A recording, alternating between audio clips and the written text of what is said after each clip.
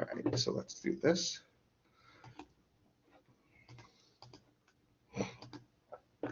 Again, it is posted on Blackboard, but I just want to go through one example.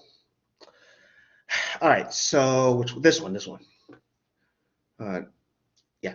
Okay, so no. Yeah, this one. All right, so for this one with the square root of 45, so we want to know if this is simplified. Remember, to be simplified means what you're taking the square root of, its only factor that is a perfect square is 1. That's what it means for it to be simplified. So if there's another factor that is a perfect square besides 1, it's not simplified. Okay, so if we look at the square root of 45, we have some of the factors of it are 1, 3, 5, and 9. And right away we can stop because, well, at least with the finding the factors, because 9 is a perfect square. So right away we know it's not simplified. Okay, let's factor it though. Now if we factor it, 45, we get 45 is actually equal to 5 times 9. I mean, the 9 we already had. To get the other factor, you divide. And then the square root of 45, right? That's equal to the square root of 9 times 5, which is the square root of 9, times the square root of 5. Remember, the square root of a product is the product of the square roots. Taking the square root is compatible with multiplication. Okay, so the square root of 9, though, we know is 3. So we get 3 times the square root of 5. But we're not quite done yet. And why is that? Because how do we know if the square root of 5 is simplified or not? Well, it turns out it is, because the only factors of 5 are 1 and 5. 5 is not a perfect square, right? Perfect squares are numbers that look like this. In other words, they're these numbers. Keeps on going though, but 5 is not a perfect square. So the only other factor of 5 is 1. So 5 has to, the square root of 5 is simplified. Okay, so we get that. All right. Okay, I hope that makes sense. So now let me get to the lecture notes. So yeah, not to that yet. Okay, so now these lections here, what we're going to do is we're going to start. Okay. If you can't see the slides, just let me know, or if you can't hear me. Okay. What we're going to do is we're going to start with section 1. We're going to go into section 1.1, which is this section. And here we're going to work with equations here. So first we have to learn some important vocabulary associated with equations. And we're going to look at what are called linear equations. We're going to focus on that in this section, linear equations in one variable, excuse me.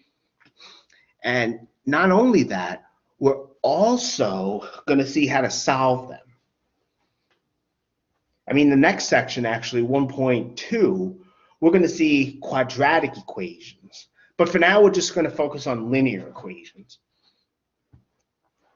And yes, there is vocabulary here. I mean, I'm not going to give you a vocabulary test because everything is open book. So, all right. So now, in algebra, we have these terms. A term is basically just a number, a constant, a variable, or it's a product of those things. That's what a term is by definition. You have examples like I have here, like 5 times x. We have x. We also have 12. Those are terms by definition. Okay, and then from terms, we can form what are called expressions or algebraic expressions. And that's just a meaningful combination, meaning it's a combination that makes sense of terms using arithmetic. Okay? So that's what it is by definition. We're using arithmetic to combine them and to combine terms, and we get an algebraic expression. You know, one kind of expression we've seen already is a polynomial. That is an expression. And some other simple ones are here, like 2 times x times y plus 1. We have x minus 5. You know, there's a lot of them. Okay. Now, from expressions, we can form equations. An equation, by definition, that's a statement that 2 expressions are equal to each other. So you have one expression, then the equal sign, then another expression. That's what an equation is. Now, an equation also can be true or false.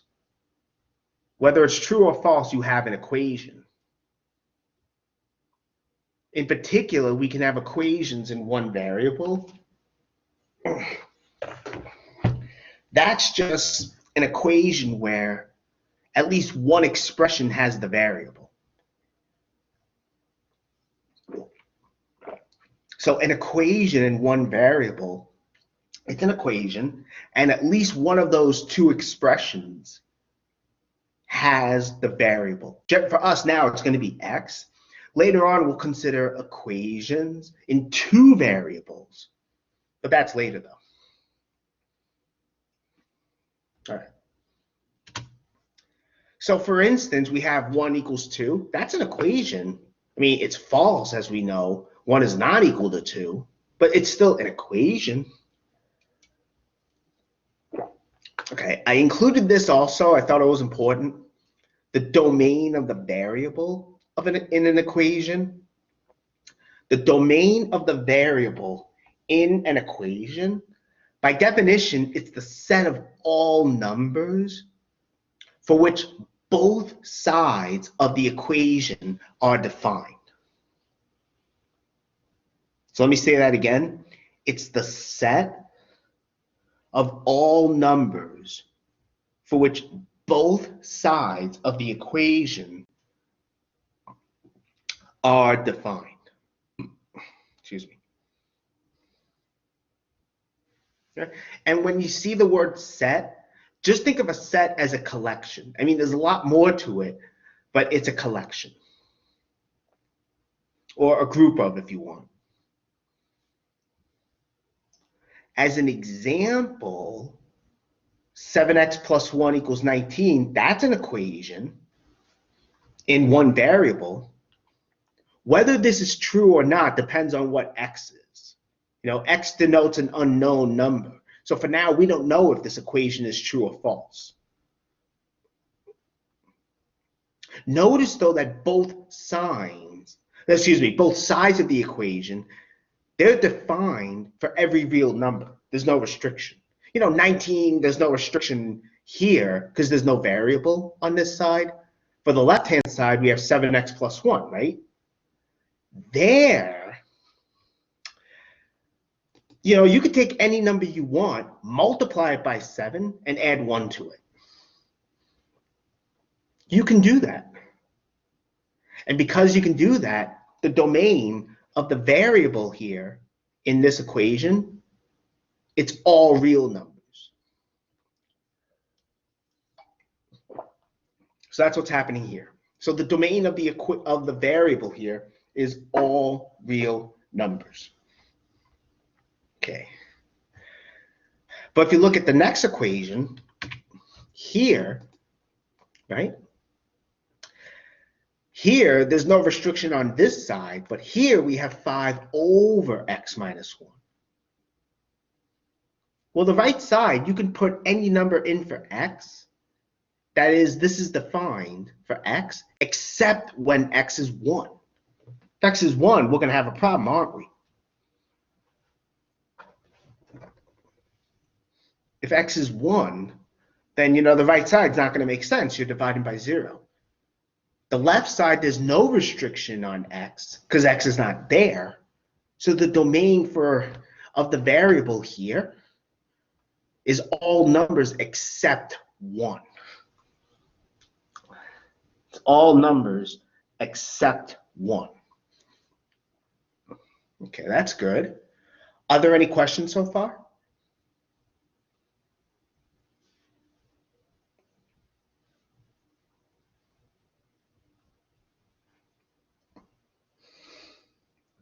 Okay, for the next equation, x plus 1 is the square root of x, right? That's an equation in one variable. Okay, you know, there's only one variable, x here. The right-hand side, the square root, right? You can only take the square root of a number greater than or equal to 0, a number that's bigger than or equal to 0. Since we're only looking at real numbers, you know, we're not looking at complex numbers here, so we can't take the square root of a negative number. X plus 1, right? That is actually defined for every number. You know, you could define that for every number, x plus 1. Right? You take any number you want and you could add 1 to it. So the left-hand side is defined for all numbers, but the right-hand side is only defined for non-negative numbers. So the domain of the variable for this equation is all non-negative numbers. Both sides are defined then. Okay. All right, that's good. Now, with equations, okay, remember we said equations can be true or false, right? When you have a variable, such as in this one, you know, it's not going to be true or false unless we know what x is. You know, for certain x, this equation might be true. For other x, it might be false. All right. Well, let's consider this.